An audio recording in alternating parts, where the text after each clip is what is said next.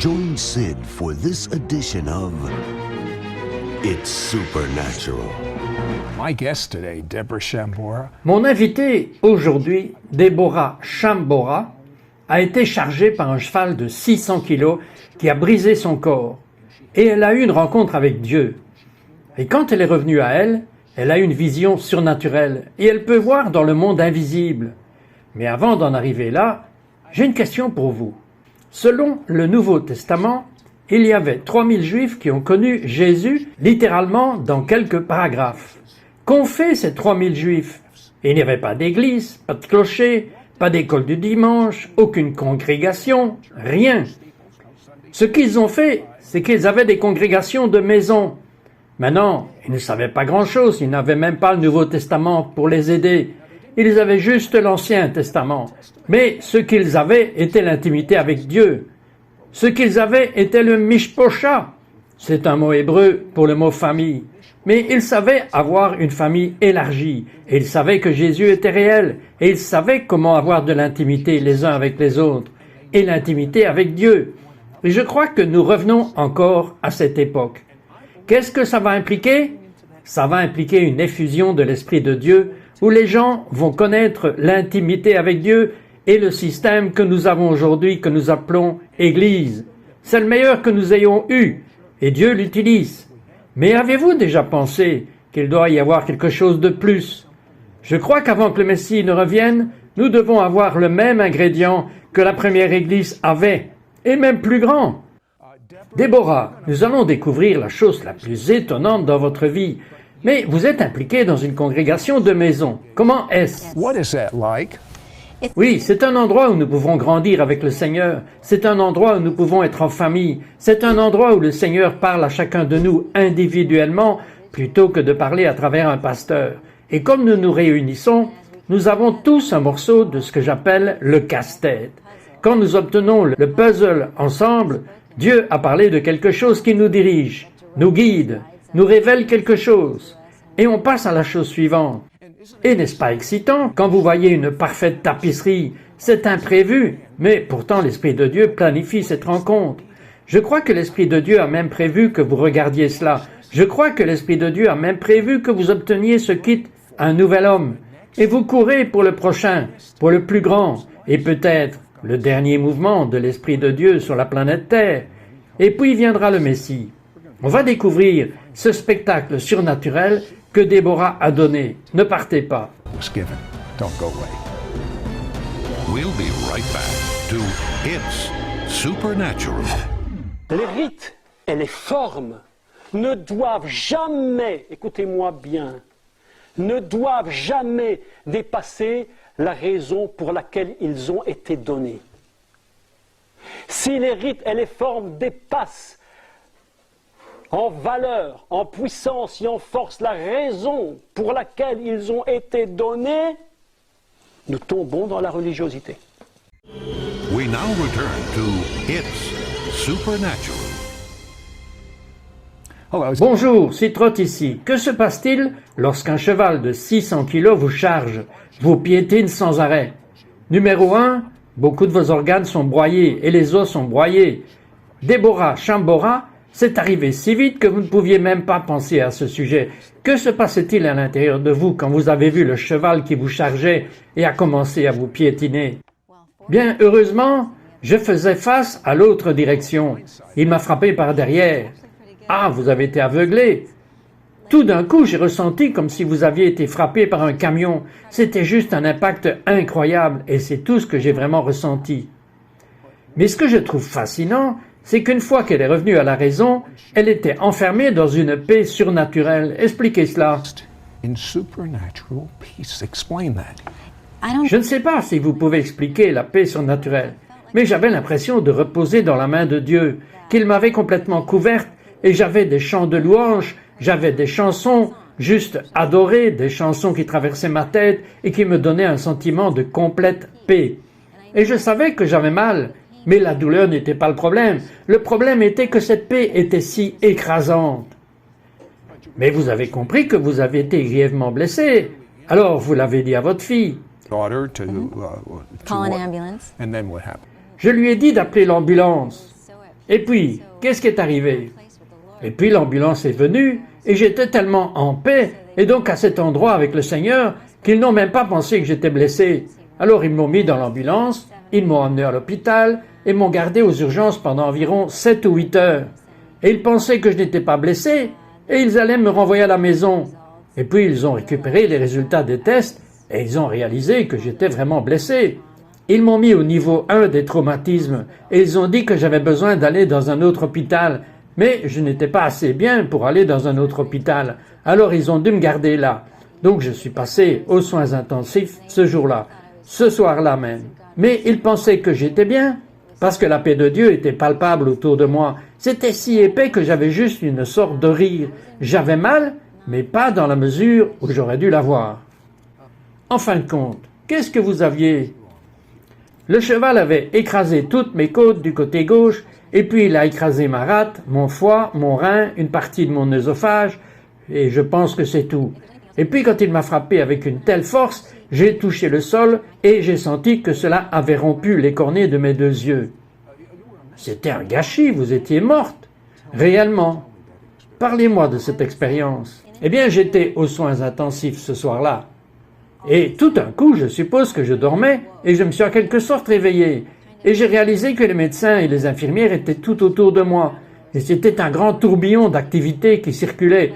Mais je ne l'ai pas vu d'en dessous. Mais c'était comme si je voyais cela de l'extérieur de moi-même. Et donc je regardais ce qui se passait. Et j'ai entendu tout ce qu'ils disaient. Et ils essayaient de me ramener à la vie. Et puis j'ai regardé et j'ai vu le Seigneur. J'ai vu le Père. J'ai vu Dieu le Père.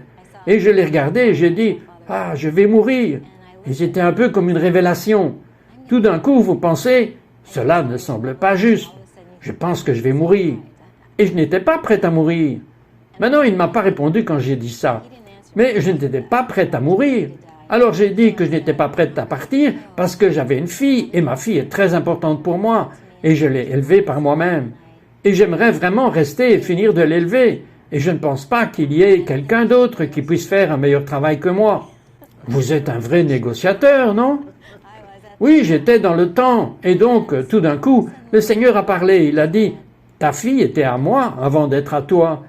Et je t'ai donné à elle. Ne penses-tu pas que je peux la donner à quelqu'un d'autre? Et que je peux subvenir à ses besoins après que tu sois parti? Et c'était tellement dur d'admettre la réalité. Ben, c'était oui, tu peux. Il ne s'agit pas de moi, et de ce que je peux faire, et de ce que je peux donner. Et j'ai dit, ok Seigneur, je suis prêt à partir alors. Et j'ai dit, ok Seigneur, je suis prêt à partir alors. Je me suis réveillé le lendemain matin sur la table de chirurgie. Donc, je n'étais pas morte. Et ainsi de suite, sur une période du temps, vous avez récupéré. Mais ensuite, ils ont découvert, comme vous avez dit, que vos cornets étaient écrasés. Et comment était votre vision? Pouviez-vous voir quelque chose? Vision like when there were. What could you see? Anything? Le moyen le plus simple de le décrire, c'est qu'il y avait beaucoup de cicatrices sur les cornets. Partout où c'était rompu, ils l'ont guéri avec un tissu cicatriciel épais, pour que je puisse voir plusieurs images. Donc, ils avaient l'impression que c'était environ 16 images dans chaque œil. Ok, mais vous aviez de la cornée chirurgicale, une greffe sur un œil. J'ai eu une greffe, oui. Et donc, vous pouviez voir d'un œil, et puis vous êtes allé en Afrique, et il y avait un homme qui priait pour les malades, et il a prié pour vous. Parlez-moi de cela. Tell me about that. Il a prié pour ma vision, et pour mes yeux, parce que j'avais 30% à l'œil droit, avec ma lentille de contact, et à l'œil gauche, ce n'était pas vraiment mesurable. Alors il a prié, et je pouvais voir la même chose quand il a eu terminé. Mais j'ai senti la puissance du Seigneur partout sur lui. Puis le lendemain, je me suis réveillé et je suis retourné à l'église. Nous servions dans une église. Étiez-vous réellement déçu que vous ne voyiez pas mieux?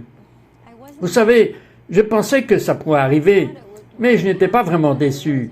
Je profitais juste d'être avec le Seigneur et d'être vivante déjà.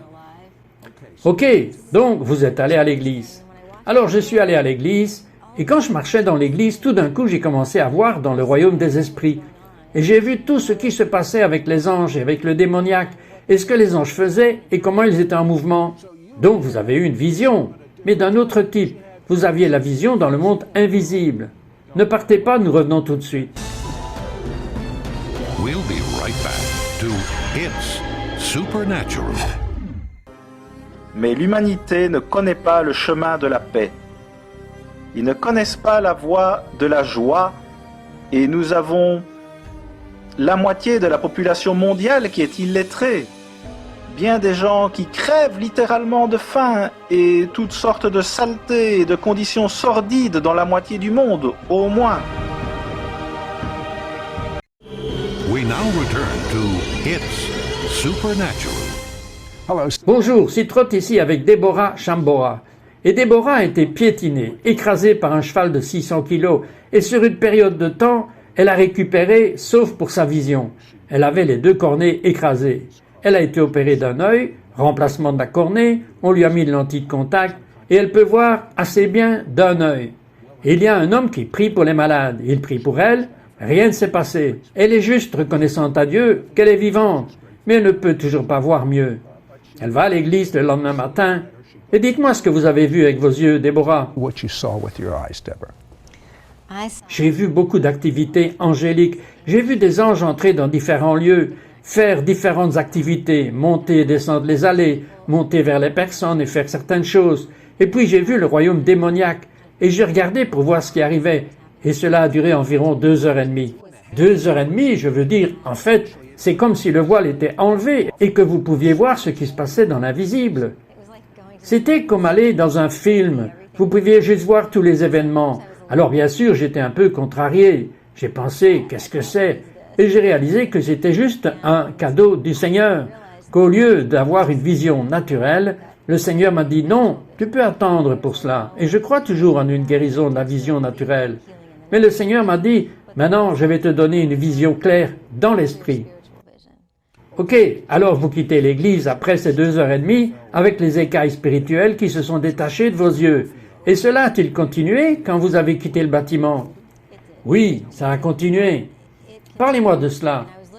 Ça a continué et je regardais dans la ville que je servais en Afrique et ils ont beaucoup de motos là-bas et je pouvais voir des anges ou des démons monter avec les gens sur les motos et c'était presque accablant. C'était arrivé au point où j'ai fermé les yeux et j'ai dit « Seigneur, je ne sais pas si je peux voir tout cela dans l'esprit et encore voir dans le naturel. » Et donc le Seigneur, pendant une certaine période de temps, m'a appris à gérer les 2 vues en même temps. Ma vision physique imparfaite, puis la vision spirituelle assez claire. Comment Dieu vous utilise-t-il avec ce don pour aider d'autres personnes? De quelle manière? Donnez-moi un exemple. Or give me an exact example. Ok, eh bien, tout récemment, j'étais en Californie et je me tenais dans l'arrière du bâtiment et je pouvais voir une femme directement devant moi et elle avait ses mains sur sa tête et sa tête était sur ses genoux et son mari caressait sa veste. Et le Seigneur me dit, cette femme a une terrible migraine, mais c'est une attaque de l'ennemi et il ne veut pas qu'elle entende ce qui se dit aujourd'hui. Alors j'ai dit, ok Seigneur, que veux-tu que je fasse? Veux-tu que je fasse quoi que ce soit? Il a dit, commence par intercéder et prier pour elle. Donc je l'ai fait. Et puis j'ai vu un ange descendre l'allée. Il portait un vase et il s'est avancé vers elle et il a juste versé une sorte de substance aqueuse, huileuse sur elle, une onction. Et il l'a versée sur elle pendant environ 30 secondes. Et elle s'est juste assise tout droit sur sa chaise. Elle a regardé. Elle a été totalement impliquée dans le reste du service. Et je me sentais bien. Je ne suis jamais allé vers elle et lui demander comment cela allait parce que le Seigneur ne m'avait pas dit de le faire. Mais je peux voir des choses qui se passent. Et puis je peux libérer cet ange pour aller de l'avant et s'occuper d'elle.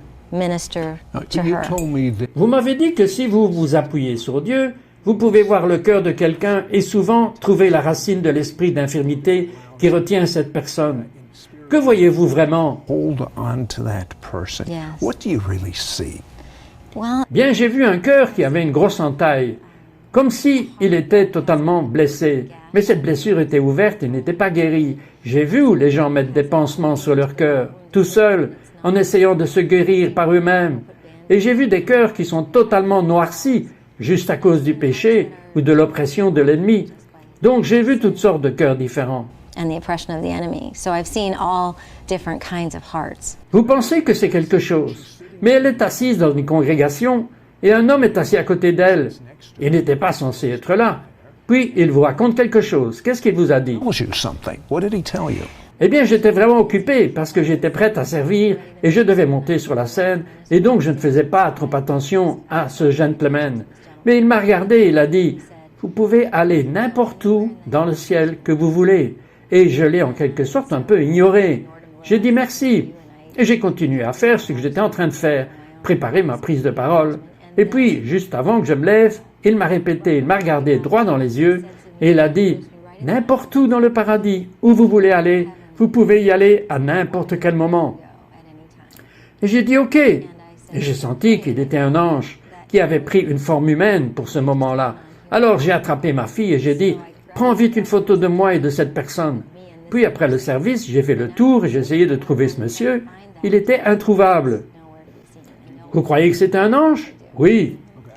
Ok, je suis sûr aussi que c'était un ange. Mais une meilleure question, c'est que je suppose que vous avez été au ciel. Oui. Et c'était comment? C'était un long voyage? Combien de temps cela vous a-t-il pris pour y arriver? Non, c'est le clignotement d'un œil. C'est peut-être un long voyage en termes humains, mais c'est un clin d'œil. C'est juste que vous entrez dans les lieux célestes. Il n'y a pas de dimension du temps au paradis pour que vous puissiez simplement entrer dans les lieux célestes, mais il y a vraiment, clairement, des endroits au ciel. Il y a une salle du trône, il y a un tabernacle. Parlez-moi des deux choses préférées que vous avez faites quand vous êtes allé au ciel. Bien, mon truc préféré et que je dois faire est d'entrer et de prier avec Jésus, parce que c'est ce que Jésus a fait depuis les 2000 dernières années. Il est là-haut en train de prier pour nous et prier pour la terre. Alors j'y suis allé et j'ai dit, j'aimerais prier avec toi de la même manière que tu prierais avec n'importe qui. Et donc vous avez prié pour les gens sur terre à partir du ciel, comme Jésus le fait. Oui, j'ai prié avec lui. Et quelle est la deuxième chose? Et la deuxième chose est que j'aime marcher sur la mer de verre. Vous aimez marcher dessus? Pourquoi? C'est juste un endroit très paisible, un endroit très joyeux. Le ciel est un endroit où tout le monde est occupé. Les anges sont tous très occupés. Ils ont tous des tâches et des devoirs. Et les gens vont et viennent pour toutes sortes de raisons. Il y a-t-il quelque chose d'inhabituel qui se passe au paradis à ce moment-là?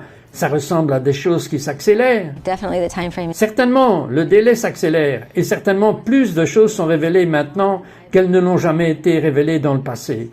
Vous savez ce qui m'intrigue? Parfois vous êtes dans une congrégation, priant et voyant des anges venir. Vous m'avez dit, avec des dons. Expliquez-moi cela. Oui, ils viennent avec des dons. Parfois ils sont même emballés comme des cadeaux. Comme la trousse d'un homme nouveau? Oui, comme ça, juste comme ça. Et parfois, ce sera une épée, ou ce sera une arme quelconque, ou ce sera un manteau ou une couronne, et les anges seront prêts à livrer cela de la part du Père à une personne particulière. Et la personne d'autorité sur cette réunion libère alors l'ange et dit « Ok, vas-y ». Et l'ange va alors le donner à la personne. Ou parfois, l'ange me le donne en fait, et puis je le donne à la personne. Ça semble tellement phénoménal, mais je crois que vous êtes un précurseur de ce qui va se passer dans ces congrégations du Nouvel Homme. Je crois que les activités angéliques vont être chargées. Are going to be loaded with angelic activity. Moi aussi, je pense que tout le monde est censé faire ça. Prieriez-vous pour tout le monde qui a faim maintenant? Priez pour eux, afin qu'ils puissent se déplacer dans ces domaines. Can move in these realms. Yeah. Oui, Père, nous t'aimons tout simplement aujourd'hui, et nous te demandons de toucher chaque personne qui regarde cette émission avec une faim et une soif profonde dans leur esprit pour toi, pour les choses les plus profondes. Ils veulent aussi aller au ciel, Seigneur. Ils veulent voir tout ça. Relâche-le dans leur vie. Je te demande, Seigneur, qu'ils croient que c'est ce que tu fais. Non juste parce que c'est en moi, mais parce que toi seul peux faire quelque chose comme ça. Je prie pour que toute la gloire soit à toi, dans le nom de Jésus. Amen. Très vite pour que les écailles tombent, pour être capable de voir dans l'esprit comme vous. Priez pour cela. The spirit like you. Pray that. Well, Eh bien, vous savez que je peux prier ici. Mais la vérité, c'est que je crois vraiment que la clé pour faire cela est le temps passé en communion avec Dieu. Ce n'est pas comme une onction. this is Okay. Ok, je prie au nom de Yeshua pour que vous ayez soif de passer du temps avec Dieu et que vous fassiez l'expérience de cette vision. Amen. yeah.